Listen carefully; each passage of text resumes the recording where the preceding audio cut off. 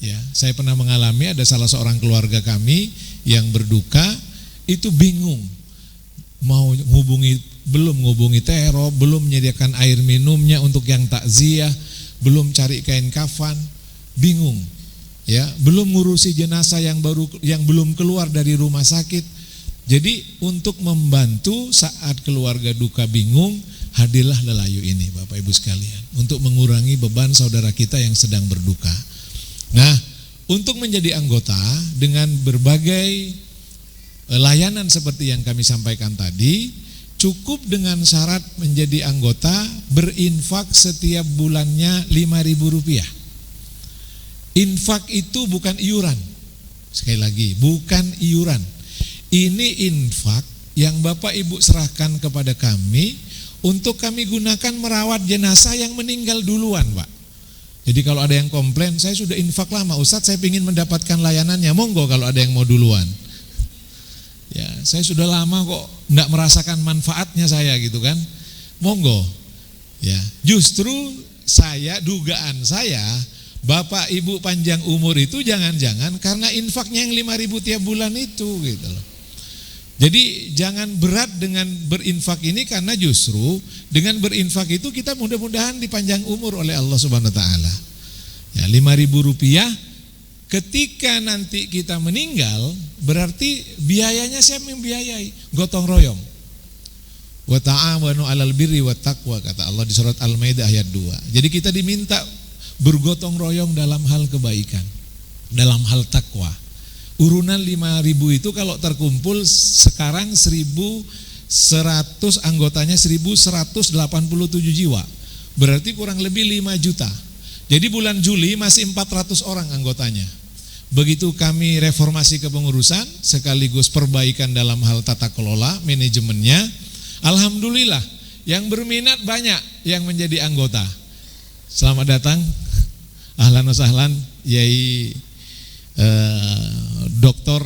Kiai Haji Ahmad Muzaki. Bisa di ruang takmir dulu, Ustaz J. Monggo.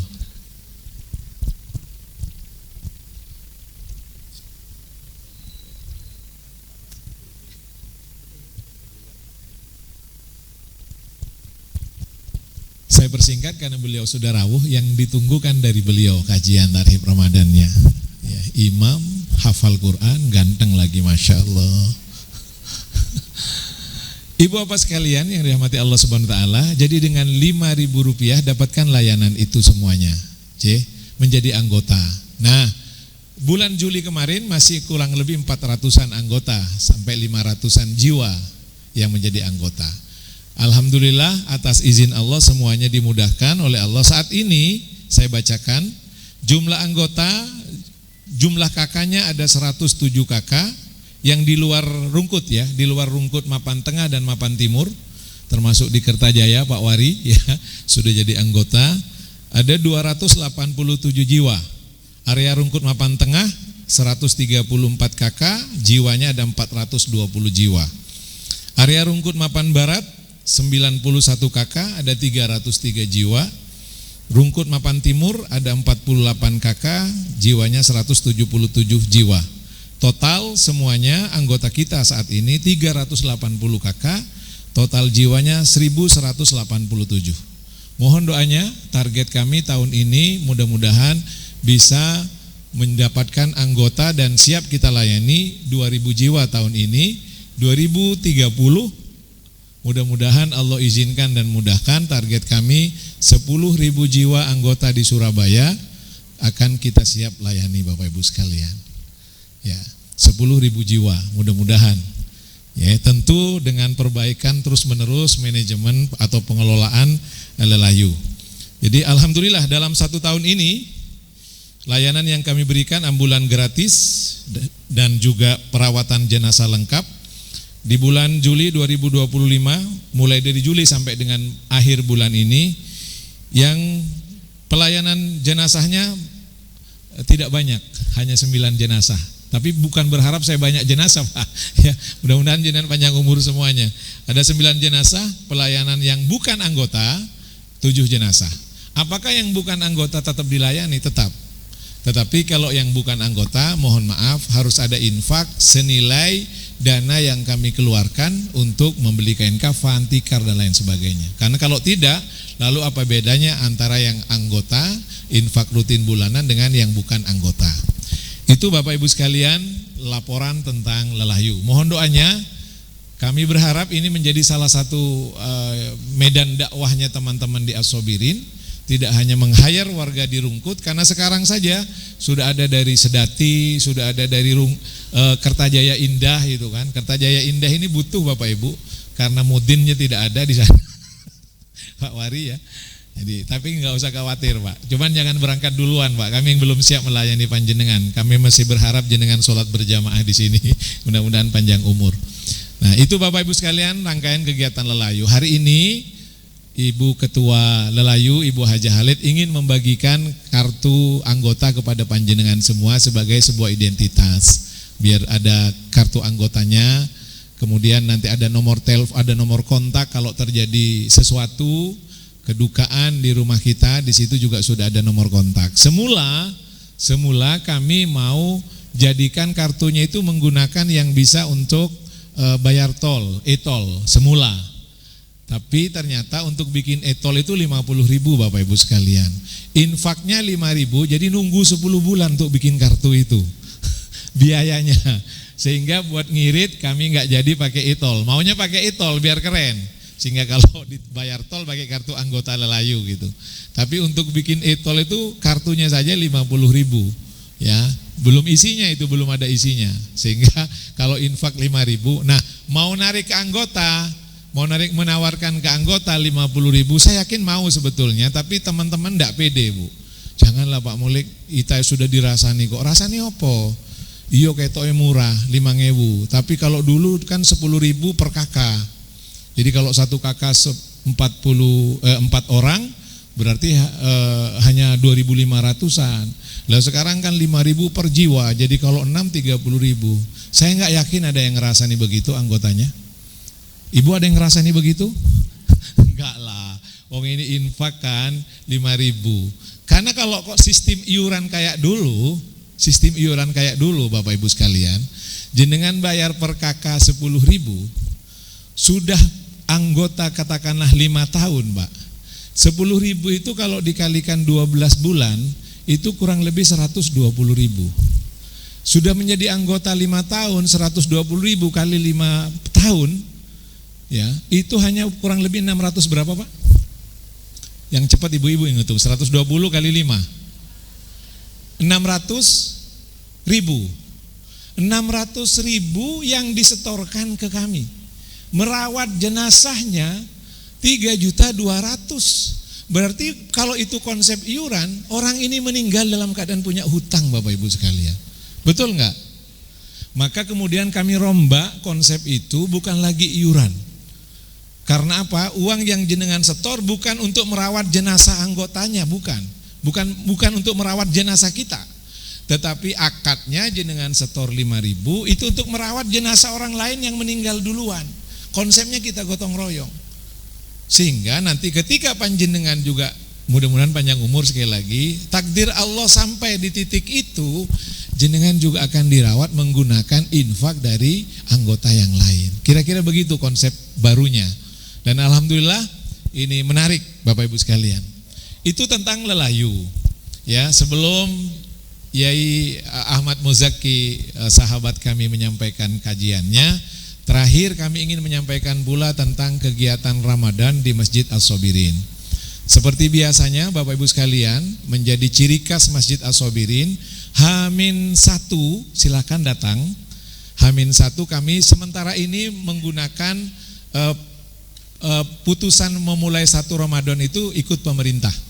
Jadi kami tidak ikut ormas, kami ikut pemerintah. Kalau pemerintah misalnya tanggal 18 puasa, ya kita mulai malam tarawihnya malam 18. Kapan berarti pemerintah menetapkan? Insya Allah sidang isbatnya di hari Selasa malam. Jadi tanggal 17 malam, pemerintah sebagian ormas melakukan ru'yatul hilal, melihat bulan. Bila sudah diumumkan oleh pemerintah bahwa puasanya tanggal 1 Ramadan jatuh pada tanggal 18, maka insya Allah Nurul As-Sabirin akan mengadakan tarawih malam 18. Nah, sebelum mengadakan tarawih yang ditanya-tanya oleh beberapa jamaah Japri, Pak Mulik, apakah masih ada kegiatan zikir dan muhasabah menjelang detik-detik pergantian waktu dari bulan Sya'ban ke bulan Ramadan, yaitu menjelang maghrib. Nah, insya Allah Bapak Ibu sekalian, kami umumkan sekalian, hari Selasa sore ba'da asar jam 4 seperti ini, kami akan mengadakan kegiatan kajian lagi, persiapan lebih dalam menjelang Ramadan. Kemudian dilanjut dengan zikir dan muhasabah, ditutup doa bersama, menunggu detik-detik azan maghrib. Setelah azan maghrib, sholat berjamaah kita, karena begini motonya teman-teman ini, kalau bisa detik-detik pergantian waktu menyambut bulan suci ini saat kita berada di tempat suci dengan kegiatan yang suci pula, kegiatan yang menyambut bulan mulia di tempat yang mulia. Tidak ada yang lebih mulia daripada masjid, Bapak Ibu sekalian, dengan kegiatan mulia yaitu berzikir, berdoa menjelang detik-detik itu. Tidak sedang berada di mall, tidak sedang berada di swalayan, tidak sedang berada di tempat-tempat lain. Jadi karena itu tiap tahun biasanya penuh masjid kita ini menjelang Ramadan H-1 kita adakan acara Tarhib Ramadan H-1-nya itu. Dilanjut dengan makan malam bersama, insya Allah takmir menyiapkan makan malam bagi seluruh jamaah yang hadir. Bapak Ibu sekalian, bila pemerintah memutuskan Ramadannya tanggal 18, maka insya Allah kita lanjut dengan kegiatan tarawih. Itu salah satu kegiatan. Kegiatan yang lain, saya berterima kasih atas nama Takmir Masjid As-Sabirin. Kegiatan yang lain adalah menyediakan buka puasa, dan dalam rangka memuliakan tamu-tamu Allah yang sholat maghrib di sini, buka puasanya kami siapkan dalam bentuk piringan seperti tahun-tahun sebelumnya. Jadi konsep kami bukan nasi bungkus, bukan nasi kotak, tapi piringan. Setiap harinya 350 piring Bapak Ibu sekalian yang kami siapkan. Sementara snacknya itu 400 snack. Untuk buka dan sahur, untuk buka saja itu dibutuhkan anggaran 137 juta, dan atas karunia Allah alhamdulillah seluruh kebutuhan makan sahur sudah kami tutup. Jadi kalau ada yang mau nyumbang silahkan diserahkan ke masjid yang lain yang masih membutuhkan. Takjil sebanyak 400 setiap hari selama 29 hari, total 11.600 snack selama 29 hari. Ya, kebutuhannya 46.400.000 dan insya Allah ini juga sudah ditutup. Ya, insya Allah. Ketiga, makan sahur untuk 10 malam terakhir. Di hari-hari genap kami siapkan 400 sampai 500 piring. Di malam-malam ganjil, terutama malam 25, malam 27, malam 29 kami harus siapkan 1000 piring. 1000 piring itu kadang kurang Bapak Ibu sekalian. 1000 piring kurang. Harus ada yang pulang duluan karena cari makan sahur di rumahnya atau di luar setelah mengikuti kegiatan. 10 malam terakhir kami ada kegiatan Qiyamul Lail berjamaah mulai jam 2.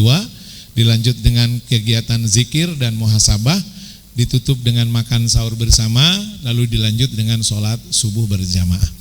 Yang masih ada peluang mau mengunduh keutamaan bulan mulia Ramadan, kesempatan bagi Bapak Ibu yang ingin sedekah, memang belum kami buka, menunggu lelayu ini ya. Ya, yaitu adalah sedekah makan sahur. Ya, yang kebutuhannya per piringnya Rp15.000, sama dengan buka puasa kita belinya 15.000. Bapak Ibu sekalian, itu kebutuhannya total 5.400 piring selama 9 hari di 10 malam terakhir. Total uangnya 83.700.000 ya. Masih ada kesempatan kalau yang ini. Kalau yang tadi sama air minum yang masih ada kesempatan. Ya Pak Cip, air minum masih ada? Hah? Sudah tutup? Oh, air minum masih ada kesempatan. Satu dusnya itu 26.000. Kalau yang mau sodako air minum untuk teman-teman yang buka, yang sahur, yang tarawih, monggo silahkan bisa menghubungi takmir. Itu mungkin Bapak Ibu sekalian, sekali lagi atas nama Takmir, atas nama Lelayu, sekaligus kami menyampaikan terima kasih. Di tengah hujan tadi Bapak Ibu masih berkenan hadir untuk bersama-sama kita menjemput ilmunya Allah di tempat ini. Mudah-mudahan Ramadan tahun ini ibadah kita lebih baik daripada Ramadan tahun sebelumnya. Dan mudah-mudahan Ramadan ini juga bukan Ramadan yang terakhir bagi kita. Allah berikan umur bagi kita mudah-mudahan untuk menjemput terus di bulan Ramadan tahun-tahun berikutnya. Kurang lebihnya kami mohon maaf bila ada layanan yang kurang maksimal. Tempat, hidangan, snacknya, Bapak Ibu sekalian mohon maaf, snacknya berani ya. Sendirian dia menghadapi Bapak Ibu, nggak ada temannya, ya kan? Karena mau ngambil lagi katanya nanti uang Lelayu kurang lagi gitu kan. Khawatir ada yang meninggal mendadak 4-5 orang, nanti dananya dari mana? Sehingga mohon maaf kalau snacknya hanya satu sendirian ya, berani. Itu Bapak Ibu sekalian, terima kasih. Wallahu muwaffiq ila thoriq. Wassalamualaikum warahmatullahi wabarakatuh.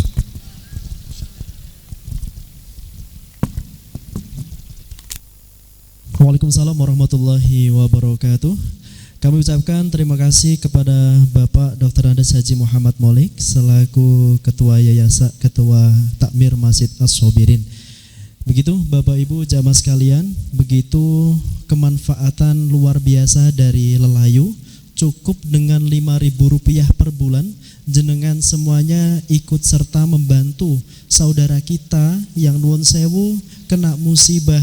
Jadi ada saudara kita yang kena musibah, nun sewu meninggal, kita tidak ikut pemulasaran untuk jenazah, tidak ikut untuk merawat jenazah, tapi kita mendapatkan pahala pemulasaran dan yang lainnya, gitu Bapak Ibu sekalian. Baik, terima kasih. Untuk acara selanjutnya penyerahan secara simbolis kartu anggota untuk perwakilan wilayah. Yang pertama dari Rungkut Mapan Tengah, yang kedua dari Rungkut Mapan Barat, ketiga dari Rungkut Mapan Timur, dan di luar Rungkut Mapan. Kami undangan dari Rungkut Mapan Tengah yang diwakili oleh yang terhormat Bapak Basuki dan Ibu Siti Ahadiah Sunargo, dan dari Rungkut Mapan Barat diwakili oleh yang terhormat Ibu Elo Oktarina. Yang perwakilan dari Rungkut Mapan Timur akan diwakili oleh yang terhormat Bapak Taufik Setiadi, dan di luar dari Rungkut Mapan akan diwakili oleh Bapak Wari Budi Santoso. Untuk itu nama-nama yang setelah saya panggil mohon izin untuk bisa maju ke depan. Monggo Bapak Basuki dan Ibu Siti Ahadiah Sunargo, perwakilan dari Rungkut Mapan Tengah. Dari Rungkut Mapan Barat oleh Ibu Elo Oktarina, dan Rungkut Mapan Timur yang terhormat Bapak Taufik Setiadi, dan dari luar Rungkut Mapan Bapak Wari Budi Santoso. Monggo Bapak Taufik bisa.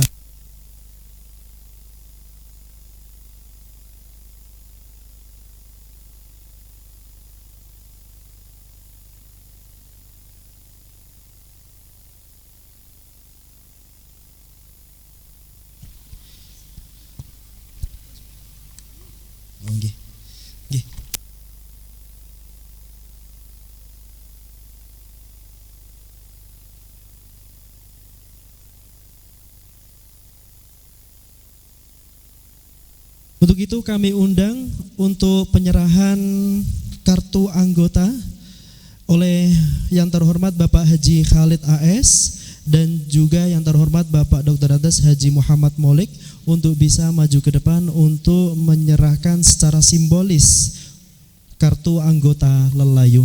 Monggo Abah Khalid bisa maju ke depan nggih.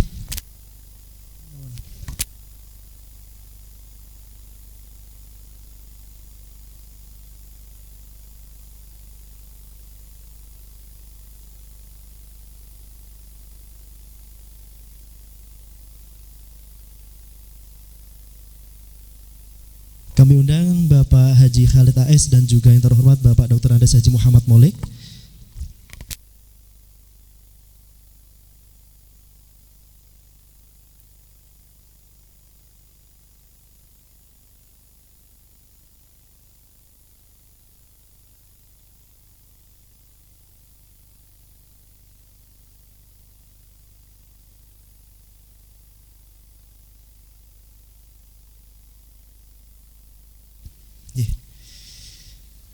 Insya Allah kurang lebih seperti ini Bapak Ibu sekalian, tapi bukan yang besar seperti ini Bu. Kartunya nanti yang kecil nanti. Oke. Selanjutnya perwakilan dari Rungkut Mapan Barat diwakili oleh Ibu Ella Oktarina, diserahkan oleh Bapak Haji Khalid AS. Oke.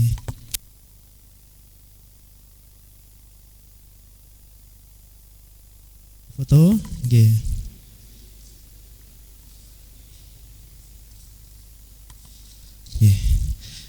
Terima kasih Abah Haji Khalid. Untuk selanjutnya kami persilakan dari perwakilan dari Rungkut Mapan Timur Bapak Taufik Setiadi, diserahkan langsung oleh Bapak Dr. Andes Haji Muhammad Molik. Sampun.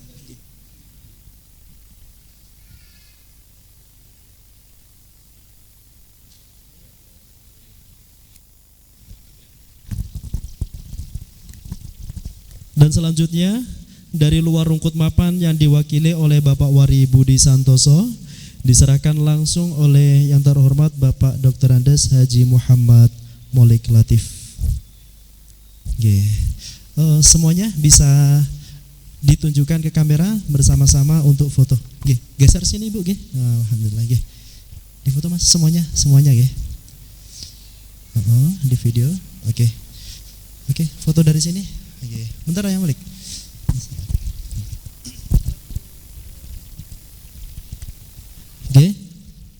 Bagi yang ingin berfoto silakan berfoto.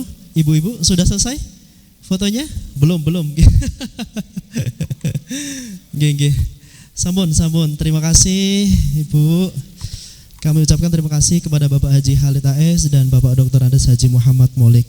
Dan kami informasikan untuk pengambilan kartu anggota Lelayu lainnya bisa menghubungi Ibu Lulu yang berada di meja penerima tamu pintu masuk sebelah timur nanti setelah acara selesai. Baik Bapak Ibu jamaah sekalian, untuk acara selanjutnya, acara yang kita nantikan kajian Islami yang akan disampaikan langsung oleh yang terhormat Dr. Kiai Haji Ahmad Muzaki Al-Hafiz MA. Beliau selaku Imam Besar Masjid Al-Akbar Surabaya, dan ditutup dengan doa. Kepada beliau waktu dan tempat kami haturkan.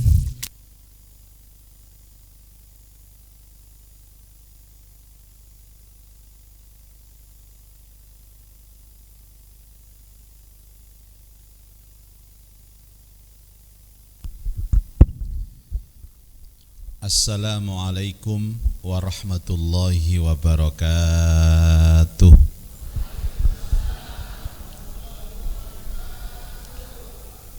Bismillahirrahmanirrahim. Alhamdulillahi rabbil alamin. Wassalatu wassalamu ala ashrafil anbiya'i wal mursalin, Sayyidina wa maulana Muhammadi wa ala alihi wa sahbihi wa tabi'ina ajma'in.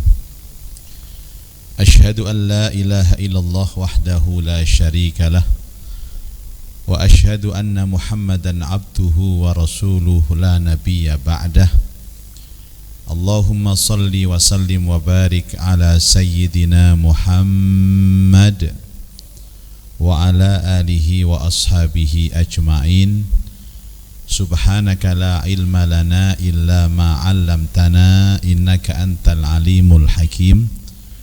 Rabbi shrah li sadri wa yassir li amri wahlul 'uqdatam min lisani yafqahu qawli, amma ba'du. Sadatul aizza, para ulama, para sesepuh dan bini sepuh serta tokoh masyarakat yang sangat saya hormati dan saya taati, wabil khusus Bapak Kiai Haji Muhammad Molik Latif beserta jajaran pengurusnya dan seluruh jamaah as-sabirin, bapak-bapak, ibu-ibu, hadirin hadirat rahimakumullah. Alhamdulillah wa syukurillah, Sore hari ini di tengah guyuran hujan, kita masih mampu melangkahkan kaki di Masjid As-Sabirin untuk sebuah acara majelis ilmu. Mudah-mudahan semuanya apa yang kita niatkan dari rumah dan kegiatan kita pada sore hari ini dicatat oleh Allah sebagai ibadah yang diterima oleh Allah Subhanahu wa ta'ala, dapat menghapus dosa-dosa kita dan membuka pintu berkah dan rahmat Allah dalam hidup kita. Semoga berkah majelis ilmu ini semuanya diberikan sehat wal afiat. Yang punya urusan mudah-mudahan dimudahkan urusannya, yang punya hajat semoga dikabulkan hajatnya, yang punya masalah mudah-mudahan diberikan jalan keluarnya, tambah umur, tambah istiqomah ibadahnya, dan kapanpun saat kita kembali kepada Allah benar-benar membawa husnal khotimah. Dan satu lagi Bapak Ibu, mudah-mudahan semuanya diberikan panjang umur berjumpa dengan Ramadan. Amin, Allahumma amin. Karena satu-satunya alasan kita boleh minta panjang umur adalah karena Ramadan. Di dalam Al-Quran itu ada satu ayat yang melarang kita minta panjang umur. Bunyinya begini: A'udzubillahi minasyaitonirrajim. Bismillahirrahmanirrahim. Wala tajidannahum ahrasan nasi ala haya wa minal ladzina asyraku yawaddu ahaduhum law yu'ammaru alfasanah wa ma huwa bimuzahzihihi minal azabi ay yu'ammar. Al-ayah, sadaqallahul azim. Wala tajidannahum ahrasan nasi ala haya, dan kamu sungguh akan melihat manusia itu tamak terhadap dunia. Tamak itu apa, Pak? Serakah itu apa, Bu? Tamak. Tamak itu apa? Serakah. Serakah itu apa? Tamak. Wa minal ladzina asyraku, itu adalah ciri-ciri orang musyrik. Yawaddu ahaduhum law yu'ammaru alfasanah, mereka selalu berharap agar umurnya dipanjangkan sampai 1000 tahun. Ya Allah, panjangkan umurku sampai 1000 tahun ya Allah, agar aku tidak kehilangan rumahku yang mewah, agar aku tidak kehilangan mobilku yang mewah, agar aku tidak kehilangan uangku yang banyak, dan agar aku tidak kehilangan istriku yang cantik. Jadi orang tamak, orang musyrik itu sukanya minta umur panjang. Maka dilarang oleh agama. Yang boleh minta berkah umur. Ya Allah, berapapun umurku tidaklah penting, panjang pendek enggak penting. Yang penting manfaat dan barokah. Manfaat itu contohnya bisa berguna untuk orang lain. Tadi Lelayu itu programnya bagus sekali Bapak Ibu. Ya, orang namanya tamak itu kan tidak mau kehilangan dunianya. Makanya menata hati untuk tidak cinta terlampau tinggi terhadap dunia itu penting. Apalagi kalau punya istri yang cantik itu Pak, Masya Allah, itu bahaya itu. Bisa-bisa nggak mau mati itu Pak, maunya hidup terus. Kalau sakit dan sakaratul maut, nazak, itu takutnya minta ampun itu. Lihat istri masih cantik, masih muda itu, ya Allah. Ya Allah, jangan mati dulu ya Allah, istri masih cantik dan masih muda. Kalau saya mati diambil teman saya ya Allah. Tolong ya Allah, tolong ya Allah. Nah, karena itu boleh minta panjang umur karena untuk berjumpa dengan Ramadan. Karena saking pentingnya Ramadan, saking agungnya Ramadan, saking sucinya Ramadan. Bapak Ibu, tugas saya di sini supaya panjenengan cinta terhadap Ramadan. bahwa ada orang yang tidak cinta, Pak. Sudah diadakan pengajian tarhib tapi nggak cinta-cinta. Padahal cinta itu nggak bisa dipaksa, Pak. Nggak bisa dipaksa. Kalau orang punya iman, itu kalau ada panggilan kebaikan pasti senang, pasti cinta. Tandanya iman itu satu-satunya adalah kalau ada panggilan kebaikan itu senang, Pak. Kayak Ramadan ini loh. Tapi kalau Ramadan datang nggak suka, ada apa dengan hati kita? Jangan-jangan kita ini sudah nggak cinta. Kalau semua ditanya jawabannya cinta, Pak. Ibu bapak cinta, datangnya Ramadan cinta. Senang datangnya senang. Sampai Cina Pasar Atom itu jawab senang juga. Saya kemarin ngantar istri saya, kapan sih puasanya orang Islam itu? Lama sekali nggak datang-datang loh. Coba, Cina Pasar Atom aja merindukan Ramadan. Soalnya per pekan, kayak ini laris. Jadi motivasi cinta itu macam-macam, Pak. Kita yang beriman pasti ada getaran-getaran. Ramadan datang, ya Allah, alhamdulillah, nggak sabar ya Allah rasanya, ya Allah nggak sabar. Itu cinta beneran, Pak. Tapi kalau ada orang yang karena apa nggak enak sama temannya mengadakan tarhib terus mengatakan dia cinta, padahal nggak cinta. Mungkin saja karena dosa-dosanya, mungkin karena saja banyaknya makanan haram yang masuk ke dalam tubuhnya. Orang yang kalau dipanggil kebaikan itu nggak suka, nggak cinta, itu ada dua kemungkinan, Bapak Ibu. Pertama, adanya dosa yang masih ada pada dirinya. Yang kedua adalah makanan haram yang sering dimakan, dikonsumsi sama dia. Mau dipaksa bagaimana, tetap nggak cinta. Kayak sholat. Ada sebagian panggilan sholat itu senang, Bu. Ya, ada azan as-sabirin, Allahu Akbar, Allahu Akbar, alhamdulillah. Dipanggil lagi oleh Allah untuk sholat, senang. Ya, ada panggilan lagi sedekah masalah tadi takjil atau makan sahur, senang hatinya. Tapi ada, Pak, orang nggak suka sama sekali dipanggil oleh Allah Subhanahu wa taala. Allahu Akbar, Allahu Akbar. Sok-sokan nggak tahu. Hah? Adzan tak ini? Adzan lagi, adzan lagi. Kan sudah adzan tadi. Hati-hati, Pak. Kalau hati kita ada di situ, berarti hati kita masih tertutup oleh dosa. Dan saatnya itu masih ada waktu, Pak. Beberapa hari lagi untuk bertaubat kepada Allah dengan membaca istighfar. Kan ada ya, di tempat kami itu masjidnya besar, megah seperti As-Sabirin ini, Pak. Tapi nggak ada jamaahnya. Sayang, kalau As-Sabirin kan jamaahnya, waduh, jangan tanya, viral sudah. Viral apa Molik ya, Masya Allah. Di mana-mana terkenal As-Sabirin itu jamaahnya luar biasa. Kalau subuh-subuh berjubel sampai ke sana, Pak, sampai halaman sana ya, betul. Itu yang saya dengar loh, Pak.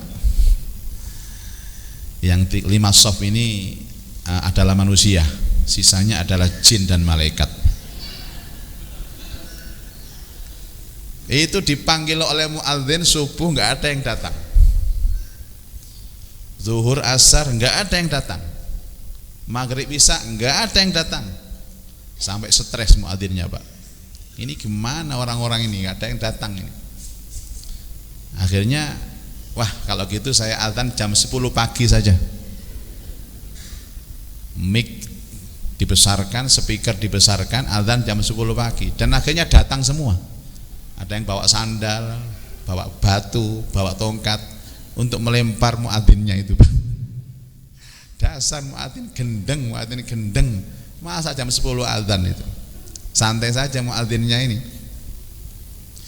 Gimana toh, Pak? Saya panggil sampean subuh nggak datang, zuhur asar nggak datang, maghrib isya juga nggak datang. Sekarang saya panggil jam 10 datang semua. Sing gendeng sopo? Katanya masyarakat gendeng kabeh. Ya, baik. membangun rasa bahagia itu penting, Pak. Ya, penting. Jadi bahagia yang sebenarnya itu penting sekali. Karena orang bahagia itu nanti kalau ibadah ringan, Bu.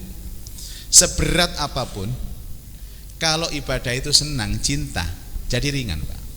Betul. Seandainya kita sakit, disuruh puasa, cinta terhadap puasa, enteng, Pak. Ringan. Ya. Orang cinta, orang senang itu yang berat jadi ringan, yang sulit jadi mudah. Sekarang begini, orang jauh bagaimanapun rumahnya, kalau cinta terhadap masjid akan datang, Pak. Dipanggil oleh Allah akan datang. Tapi kalau walaupun mepet masjid, tapi nggak cinta ke masjid, nggak akan datang ke masjid kalau diundang. Betul, Pak. Jadi jarak itu tergantung cinta. Rasa tergantung cinta, berat ringan tergantung cinta. Nah, dengan bahagia maka orang ini dibikin ringan oleh Allah Subhanahu wa ta'ala. Gak kerasa, Pak, poso niku, Pak. Sehari puasa ndak terasa.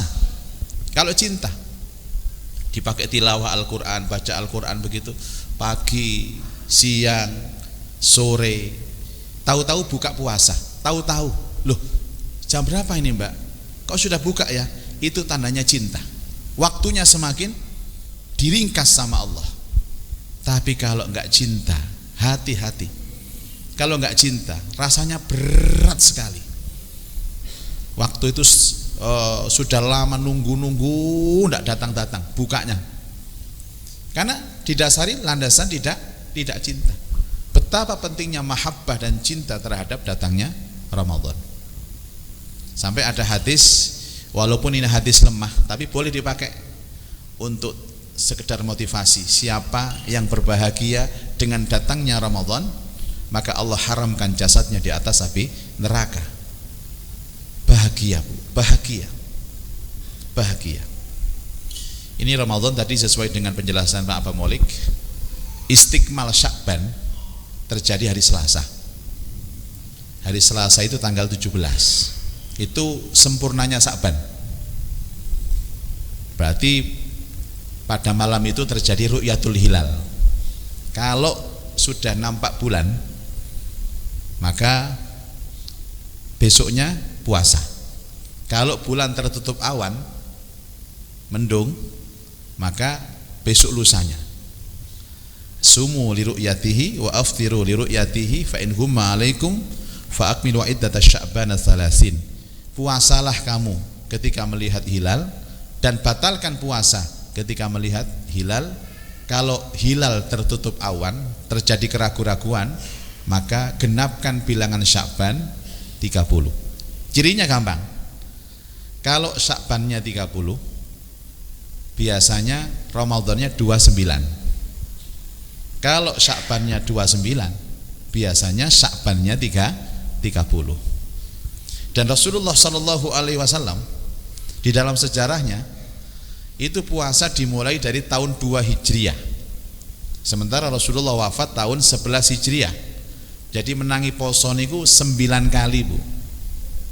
Yang 9 kali itu yang 7 kali 30 hari, yang 2 kali itu 29, yang 2 kali itu 30 hari. Jadi banyak yang 29 atau daripada 30. Kalau Bapak Ibu milih berapa?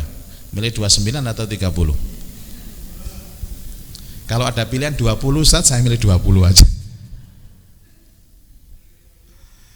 Ya. Tapi jangan dibuat debat-debat ya. Sudah biasa, Indonesia itu sudah biasa. Pak, apakah enggak bisa jadi satu gitu, Pak? Oh, enggak bisa.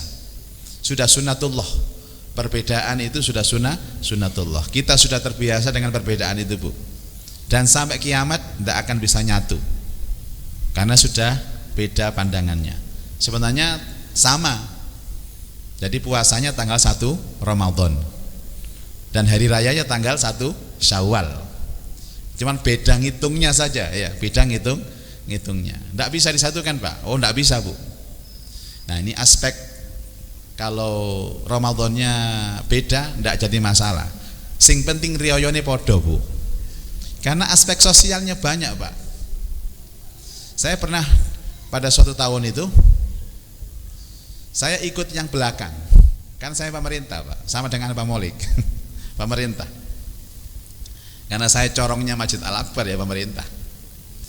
Dan ibu saya waktu itu sudah hari raya. Hari misalnya Sabtu sama Ahad. Saya hari raya Ahad, ibu saya Sabtu. Nah, saya otomatis masih puasa Sabtu itu, Bu. Nah, ibu saya sudah hari raya, telepon saya, "Nak, kamu ndak unjung ke ibu dah?" Loh, iya ya Allah, Bu, saya masih puasa, Bu. Jadi nggak enak rasanya. Jadi aspek sosialnya lebih tinggi daripada aspek ritualnya. Kalau ritual bebas, Pak. Malah ini ada ustadz yang agak nakal sedikit, Pak. Jadi ada hari raya waktu itu 3. Ada yang ormas, ada yang pemerintah, ada yang ormas. Dia nerima job khutbah 3 kali, Pak. Wah, ini kurang ajar ini. Khutbah 3 kali. Kemudian konangan dia. Ada yang mengetahui jamaahnya 1 mengetahui kalau dia itu sudah hari raya kemarin. Loh, Ustaz, kok khutbah hari raya? Kan saya khutbah. Ini pelanggaran ini, Pak. Ya, pelanggaran. Segala macam dalil dikeluarkan, terutama para ustadz. Kalau sudah awal-awal Ramadan ini mengeluarkan dalil semua, Pak. Ini sesungguhnya untuk apa? Agar kita senang. Tapi ingat, orang senang itu enggak cukup dalil, Pak. Orang senang itu harus dari hati nurani. Dikatakan man shoma ramadhana imanan wahtisaban ghufira lahu ma taqaddama min dambi. Barang siapa yang puasa Ramadan dengan landasan iman dan hanya mengharap ridho Allah, maka diampuni dosa-dosa yang telah lalu. Tidak cukup, Pak. Tapi karena iman itulah, maka kita bahagia dan tidak bahagia terhadap datangnya Ramadan. Bapak Ibu, rasa syukur harus kita hadirkan. Rasa syukur, Pak, harus kita hadirkan. Kemudian yang kedua adalah mengilmoni katanya. Jadi kita berusaha untuk puasa berdasarkan sifat puasanya Rasulullah Sallallahu Alaihi Wasallam. Ini kalau ingin sukses. Kita kan ikut Rasulullah, apa-apa kan ikut Rasulullah. Jadi puasanya ikut Rasulullah. Pernah Imam Malik rahimahullahu taala menangis, Pak, gara-gara diundang buka puasa. Kemudian ditanya sama muridnya, "Imam, kenapa kau menangis? Apakah engkau bersyukur atas nikmat Allah berupa kesempatan bisa puasa ini?" "Tidak. Aku ini menangis karena aku puasanya ikut Rasulullah, tapi cara berbukanya tidak ikut Rasulullah." Kalau istilah sekarang, berbukanya kan bukan takjil, Pak, tapi takbeh, entek kabeh. Awas, hati-hati ya. Kita puasanya ikut Rasul, tapi bukanya nggak ikut Rasul. Maaf, ini saya juga belum bisa, Pak. Belum bisa, karena hidangannya kan terlalu banyak itu. Rasulullah hanya mencukupkan dengan sebutir kurma, maksimal 3 butir kurma, dan tidak diisi lagi sampai sahur, Bu. Hanya itu saja. Kalau kita takjilnya pakai apa? Oh, kurma. Oh, kenapa kurma? Sunnah Rasul, Ustaz. Tapi koncone kurma wake, ono gorengan, ono kolek, ono ayam geprek.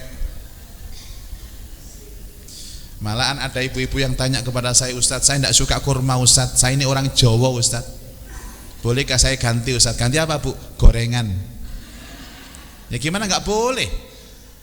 "Boleh, Bu, boleh, Bu." "Oh iya, Ustaz, tanya, Ustaz. Kalau kurmanya 3, itu gorengannya 3, Ustaz ya?"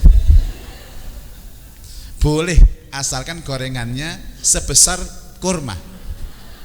Endi ono gorengan gedene sak kurma niku, Bu? Pundi wonten? Jadi dimakan semua, Bu. Ote-ote 3, tahu isi 3, jemblem 3, dimplok kabeh, becik terawih glegeken.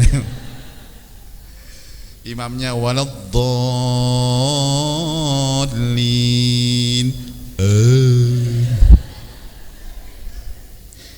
Itu orang Indonesia, Pak. Ya mbok yo Kalau memang nggak bisa niru Rasulullah, tapi jangan jauh-jauh gitu loh. Minimal berapa persen lah ikut Rasulullah Sallallahu Alaihi Wasallam. Jadi posonya ikut Rasulullah, bukannya nggak ikut Rasulullah. Jadi puasanya ikut Rasul, bukannya ikut iblis. Apa saja dimakan. Makanya Rasulullah sehat, Pak. Rasulullah tambah kurus. Kalau puasa itu benar-benar nuansa Ramadannya terasa ketika Rasulullah berpuasa. Kemudian ada pertanyaan begini, apa hukumnya berkumur di siang Ramadan? Nah ini, apa hukumnya berkumur di siang Ramadan? Apa Pak? Hukumnya apa? Jawabannya cuma dua, boleh dan tidak boleh. Bukan makruh, bukan sunnah. Boleh, tidak boleh. Apa hukumnya? Apa namanya? Berkumur di siang Ramadan? Boleh. Catat, boleh. Tambah lagi, apa hukumnya sikat gigi pakai odol di siang Ramadan? Boleh. Tambah lagi, apa hukumnya mencicipi makanan di siang Ramadan? Boleh. Coba boleh ya. Dan apa hukumnya ngemut es krim di siang Ramadan? Saya ikut bahasa masail, Pak. Ternyata boleh ngemut es krim. Yang penting nggak sampai tenggorokan.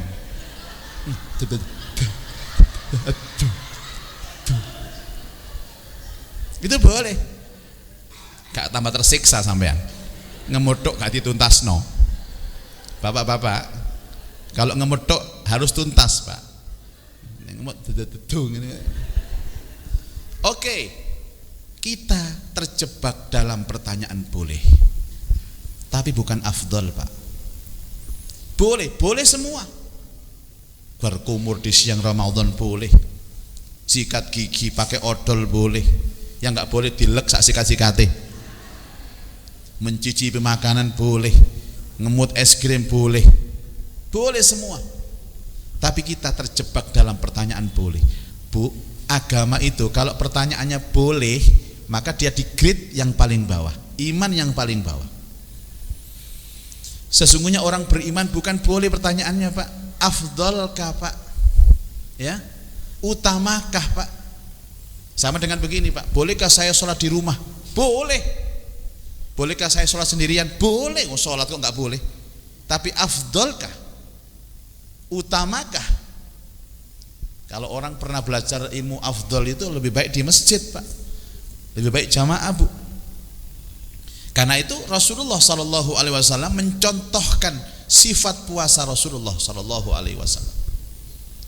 Bahwa Rasulullah kalau sudah sahur, ya, beliau bersihkan mulutnya sebersih-bersihnya, Bu.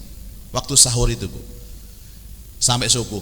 Dan sampai nanti berbuka puasa tidak memasukkan apapun termasuk air, termasuk berkumur dalam wudhu. Karena berkumur itu hakikatnya sunnah. Menghisap air ke dalam hidung, istinsyak itu sunnah, madmadah itu sunnah.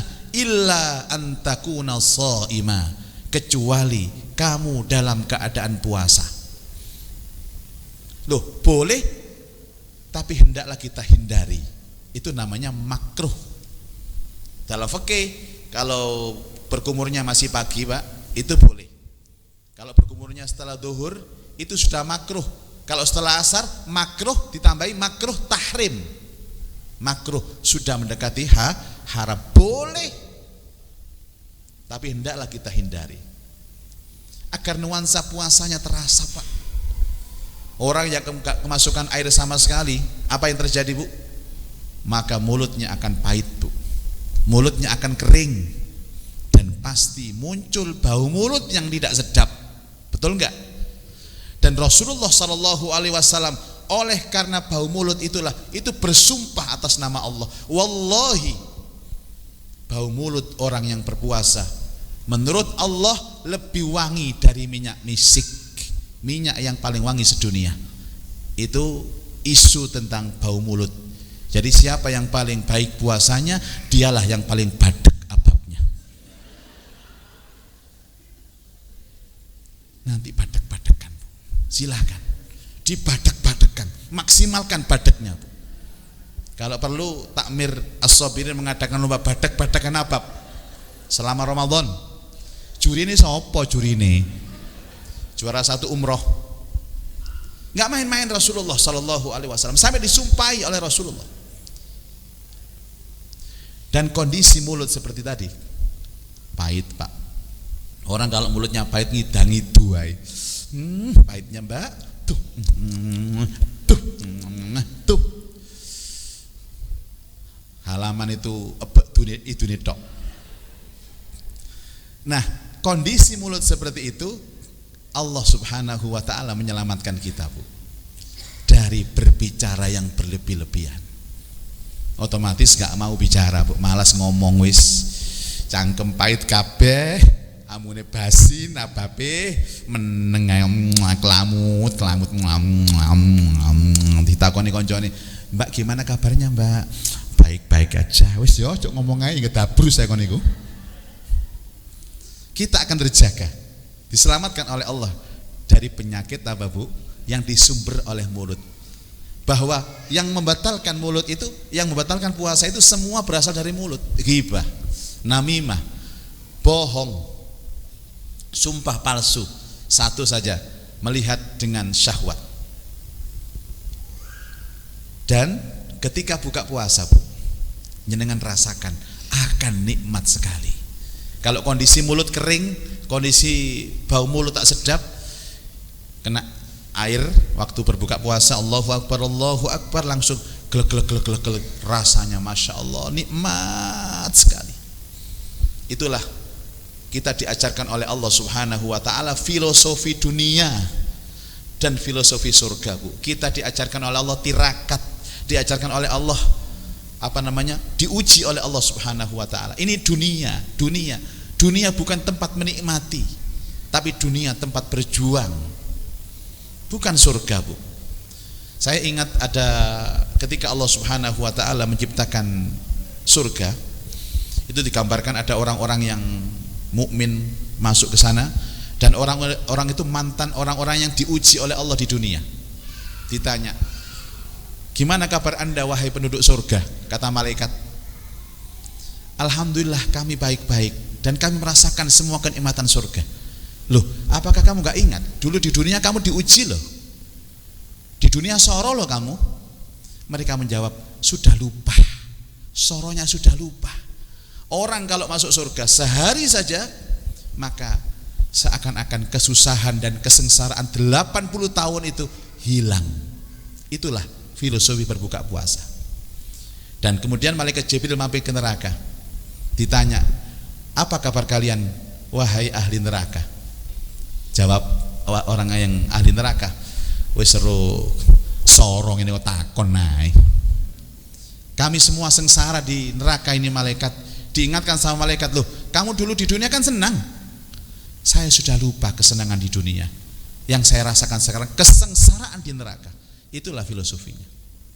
Dan Rasulullah Shallallahu Alaihi Wasallam sampai isu ini dituangkan dalam hadis.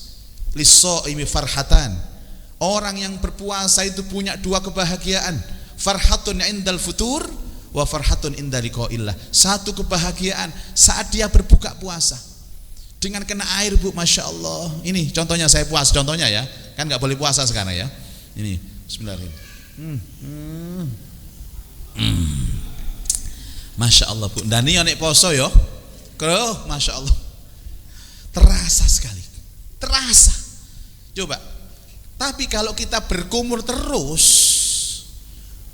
duhur kemu, asar kemu, kate buka kemu, adik kemune disuwe-suwe no, Mbak, gak sengaja, Mbak. Itu gak terasa nuansa Ramadannya, Bu. Gak terasa nuansa Ramadannya. Dan kita bohong dong dengan doa berbuka puasa. Doanya kan dhahabal dhama'u wabtalatil uruq wasabatal ajru insyaallah. Telah hilang dahagaku, telah basah kerongkonganku, telah ditetapkan pahalaku. Itu kalau kering cocok, jujur.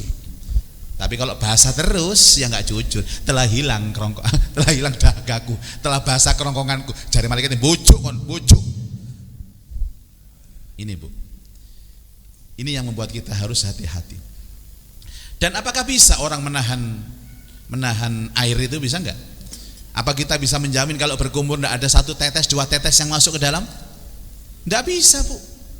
Air itu sama kayak angin, nggak boleh menahan angin itu, Bu. Sholat nahan kentut nggak boleh.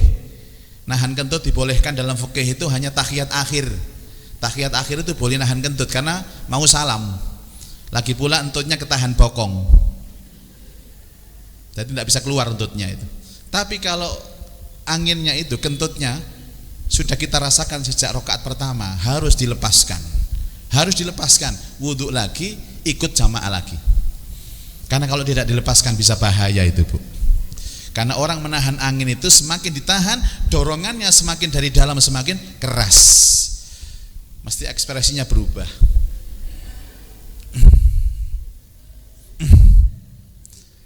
Kalau entutnya ke kanan, dia ke kiri. Kalau ke kiri, dia ke kanan. Dan kalau nggak bisa nahan itu bunyi, Bu. Tit, tit, tit.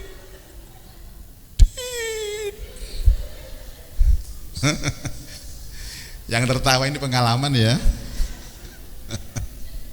Ya Allah. Ya. Baik. Ibu-ibu sekalian, ada isu krusial ya.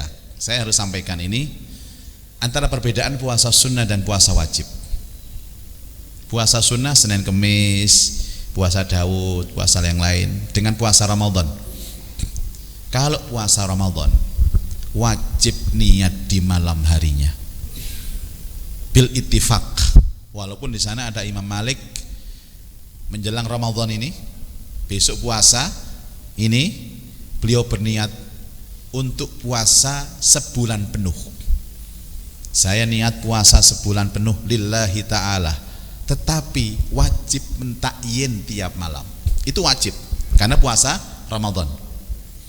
Kalau sampai pagi dia belum berniat puasa, maka dianggap hari itu dia tidak puasa, alias puasanya batal. Ini kalau puasa wajib. Jadi pastikan setiap malam kita sudah hudurul qalb, menghadirkan hati bahwa besok kita akan melaksanakan puasa. Makanya imam-imam tarawih kita itu mengingatkan, diajak untuk niat. Terakhir doa witir itu kadang-kadang orangnya cukup tegas. Mari Bapak Ibu kita lafalkan niat kita bersama-sama untuk puasa besok. Bismillahirrahmanirrahim. Nawaitu sauma ghadin an ada'i fardhi syahri ramadhana hadis sanati fardhon lillahi ta'ala. Ditanya, "Opo artine, Bu?" Karo. Artinya apa? Niat untuk puasa besok. Tapi kalau puasa sunnah, niat di pertengahan hari boleh. Misalkan saya biasa puasa Senin, ya. Karena hari itu saya lupa hari Senin, Bu. Wis sarapan bubur ayam tek sak mangkok. Dadak jam 9 ingat saya, hari Senin ya ini ya. Aku lupa ya. Langsung niat, saya niat puasa sunnah hari Senin lillahi ta'ala. Boleh. Gak mungkin Ramadan lali, gak mungkin, Bu sampean, Bu. Nek Ramadan lali kebacut. Ya. Itu yang membedakan puasa sunnah dan puasa wajib.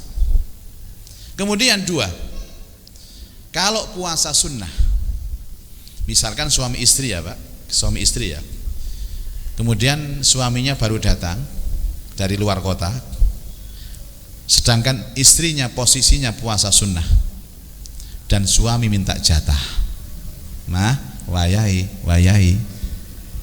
maka istri wajib membatalkan untuk melayani suami. Tuh, Bu. Karena pahala itu besar sekali, Bu, mengalahkan pahala puasa sunnah. Tapi kalau puasa wajib, haram istri melayani suami. Harus menjelaskan kepada suami. Karena kadang-kadang suami itu dari luar pulau ya, luar pulau itu kan sudah musafir, kan dia nggak puasa, mungkin nggak puasa, Bu. Sampai di rumah jam 11 pagi minta jatah kepada istrinya, "Mah, wayai, kaget, Papa, nggak boleh, Pak, ini Ramadan, Pak, ini wajib, dan ini ujian Papa, sabar, Tunggu nanti habis adzan maghrib, semua kujur tubuh mama ini mulai ujung rambut sampai ujung kaki. Buat apa? Kurang berapa jam? Kurang 5 jam. Waduh, ini tok sih. Ditanya terus, kurang berapa jam lagi? Kurang 3 jam. Kurang berapa jam? 1 jam. Sampai kurang 5 menit ditanya terus, Bu. Kemudian azan maghrib, Allahu Akbar, langsung nabrak istrinya, Bu. Ini yang ditanyakan kemarin di radio dalam fikih puasa, Ustadz, bolehkah takjil istri? Saya jawab, boleh, Bu, boleh. Tapi kebacut tuh iku, Bu. Mbok yo ngombe dhisik, mangan kurma dhisik, terus garap bojone. Langsung, walaupun boleh, Pak. Itu perbedaan yang krusial, Bu. Nah, para jamaah sekalian, orang-orang yang berpuasa ini setiap tahunnya kan evaluasi, Bu. Maka kita wajib untuk mengetahui kekurangan kita di Ramadan yang lalu, untuk disempurnakan di Ramadan sekarang, Bu. Jangan sampai sama. Kalau Ramadan kita tahun lalu dan Ramadan kita tahun ini sama, kualitasnya sama, maka kita rugi. Kita rugi. Maka harga mati Ramadan kali ini harus lebih baik daripada Ramadan tahun yang lalu. Mungkin sekarang kita puasa panca indera kita pasani. Mungkin sekarang kita puasa hati kita dipuasa semuanya. Dan saya ingatkan kembali bahwa ada ibadah yang tak terkalahkan, Bu. Ibadah itu adalah membaca Al-Quran. Membaca Al-Quran. Karena Rasulullah SAW juga mempraktekkan itu. Istilahnya tadarus. Rasulullah tadarus dengan malaikat Jibril di Ramadannya. Rasulullah yang baca, malaikat Jibril yang mendengar. Dan ada sahabat-sahabat yang mendengar Rasulullah membaca. Nah, dari dasar itulah kemudian muncul penyusunan surat. Jadi penyusunan surat itu kan tidak sesuai dengan tartib nuzul, Bu. Kalau menurut turunnya Al-Quran, maka penyusunan itu adalah Iqra' bismi rabbikal ladzi khalaq. Tapi ternyata Al-Fatihah. Yang kedua Al-Baqarah, terus sampai An-Nas. Itu didasarkan karena tadarusnya Rasulullah SAW selama Ramadan bersama dengan malaikat Jibril, selalu dimulai dengan bacaan surat Al-Fatihah, Al-Baqarah dan seterusnya. Nah, itu dibuat landasan penyusunan surat-surat Al-Quran. Didengarkan oleh Abdullah bin Abbas, Ubay bin Ka'ab. Jadi Rasulullah tidak pernah menentukan apa-apa, Pak. Hanya peristiwa tadarusnya dengan malaikat Jibril itulah dijadikan landasan untuk membaca Al-Quran. Dan tidak ada amalan yang melebihi mulianya membaca Al-Quran. Baca Al-Quran, Bu. Ramadan itu mulia karena Al-Quran. Ramadan mulia karena Al-Quran. Dan siapapun yang tersentuh Al-Quran pasti mulia. Rasulullah SAW, Nabi yang menerima Al-Quran menjadi Nabi yang termulia. Malaikat Jibril menjadi malaikat yang termulia karena membawa Al-Quran. Ramadan menjadi bulan yang termulia karena di dalamnya turun Al-Quran. Ada malam yang top-topnya malam, karena Al-Quran turun di malam itu, Bu. Malam apa namanya? Malam Lailatul Qadar. Sungguh rugi sekali orang yang tidak tersentuh dengan Al-Quran. Baca Al-Quran, Bu. Baca Al-Quran. Saya lihat para ulama, para sahabat yang dulu-dulu itu, mereka yang ahli hadis, mereka tutup buku hadisnya. Yang ahli fikih, mereka tutup buku fikihnya. Yang ahli sejarah, mereka tutup buku sejarahnya. Yang dibuka hanya Al-Quran. Dan bukan hanya ditutup, dimasukkan ke dalam peti, kemudian digembok dari luar, agar tidak terbaca hadisnya, agar tidak terbaca fikihnya, dan agar tidak terbaca ilmu-ilmu agama yang lain. Yang dibaca hanya Al-Quran. Ramadan kita kali ini adalah mesra dengan Al-Quran. Hari-hari kita harus dengan Al-Quran, dengan Al-Quran, dengan Al-Quran. Dan Al-Quran akan memberikan syafaat kepada kita. Al-Quran dan puasa itu yashfi'ani yaumal qiyamah. Puasanya ngomong kepada Allah, ya Allah, dia telah menahan hawa nafsu, menahan syahwat karena aku, ya Allah. Sekarang beri dia syafaat. Kemudian Allah memberikan syafaat. Dan Al-Quranul Karim ngomong kepada Allah Subhanahu wa taala, dia telah aku tahan untuk tidur malam ya Allah, untuk membacaku. Sekarang berikan syafaat kepadanya. Al-Quran adalah merupakan amalan yang mulia di bulan Ramadan. Ya, termasuk amalan-amalan yang lain maksud saya, tapi Al-Quran jangan sampai dilupakan, Pak. Jadi saking pentingnya Al-Quran sampai-sampai Sayyidina Utsman bin Affan itu dalam kitab At-Tibyan fi Adabi Hamalatil Quran itu khatam sehari 2 kali, Bu. Sehari 2 kali, Pak. Subuh sampai buka khatam sekali, buka sampai sahur khatam sekali. Imam Syafi'i 3 kali kalau Ramadan. Masya Allah. Orang-orang ulama-ulama dulu itu, Bu, menjadikan Ramadan sebagai bulan Al-Quran. Jadi Ramadan dan Al-Quran tidak bisa dipisah. Adanya Ramadan dimuliakan sama Allah karena turunnya Al-Quran, dan adanya Al-Quran mulia karena Ramadan. Mudah-mudahan kita semuanya bisa mengamalkan Al-Quranul Karim, dan Ramadan ini lebih baik daripada Ramadan kita tahun lalu.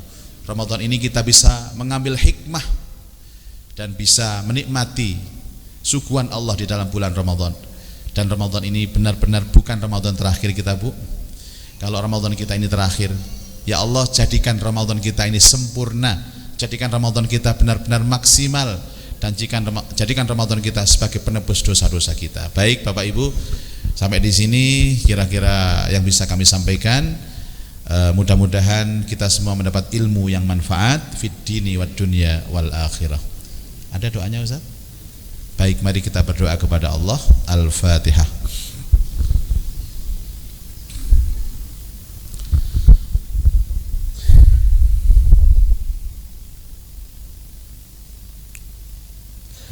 A'udzu billahi minasy syaithanir rajim. Bismillahirrahmanirrahim. Alhamdulillahi rabbil alamin. Hamdan katsiran thayyiban mubarakan fih. Kama yuhibbu rabbuna wa yardah.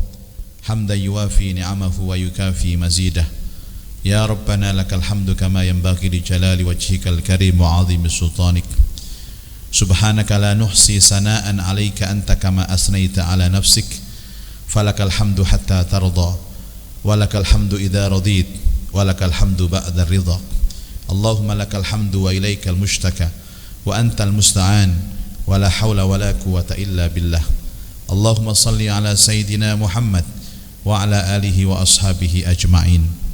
Ya Allah, Ya Rahman, Ya Rahim, yang maha pengasih dan maha penyayang, yang maha pengampun atas segala dosa, ampuni dosa kami ya Allah, dosa ibu bapak kami, dosa guru-guru kami, dosa pemimpin-pemimpin kami, dan dosa orang-orang yang pernah berjasa dalam hidup kami.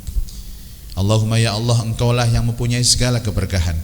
Berkahi hidup kami ya Allah, berkahi umur kami, berkahi keluarga kami, berkahi anak-anak kami. Jadikan mereka anak-anak yang saleh dan salihah, anak-anak yang taat kepadamu ya Allah, anak-anak yang senang menghidupkan sunnah Rasulmu, anak-anak yang berbakti kepada kami kedua orang tuanya. Ya Allah, jadikan hati kami ikhlas menjalani hidup ini ya Allah. Jadikan kami orang-orang yang sabar menjalani ujianmu ya Allah, dan jadikan kami orang-orang yang pandai bersyukur atas semua nikmat-Mu.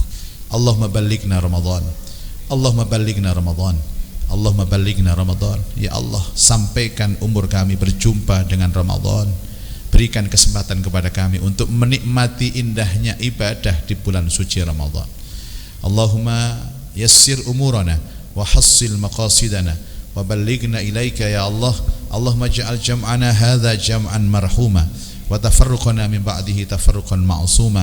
Allahumma hammilna bil afiyati was salamah wa haqiqna bit taqwa wal istiqamah wa a'idna min mujibatin nadamah wa waffiqna bi a'malis salihat wa anta radin anna ya dzal jalali wal ikram. Rabbi yassir wa la tu'assir, Rabbi tammim bil khair innaka ala kulli syai'in qadir.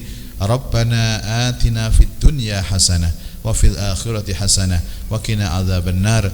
Wa sallallahu ala sayyidina Muhammad wa ala alihi wa ashabihi wa baraka wa sallam. Subhana rabbika rabbil izzati amma yasifun wa salamun alal mursalin walhamdulillahi rabbil alamin. Wassalamualaikum warahmatullahi wabarakatuh. Waalaikumsalam warahmatullahi wabarakatuh.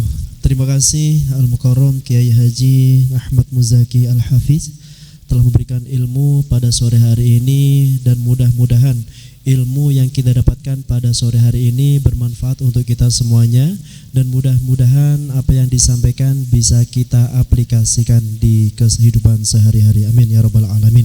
Demikian Bapak Ibu jamaah sekalian, Tarhib Ramadan dan penyerahan